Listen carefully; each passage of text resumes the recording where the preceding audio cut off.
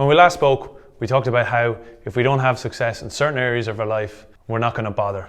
But actually, when you start applying those things that you already do in those successful areas to the ones that you haven't had success in yet, we can get the results.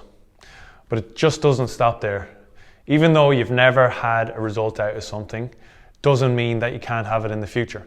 And almost forgetting about the past, forgetting what's happened before, can have a benefit, almost like amnesia. Scientists say that we have a 1 in 400 trillion chance of being born.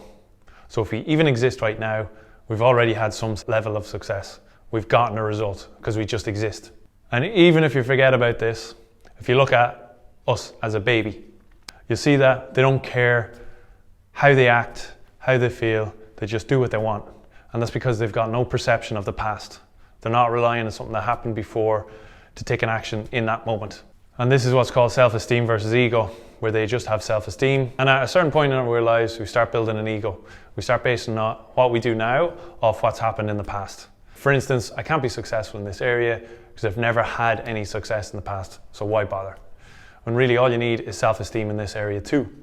So like with fitness, like with health, just because you haven't lost weight doesn't mean you can't lose in the future. The same things that everyone else uses, the same tools, the same support, the same accountability that they use can get the result for you. Probably what's stopping some of you is your head, is how you're thinking about it. If you go into that identity of that person that you want to be, you will get the result.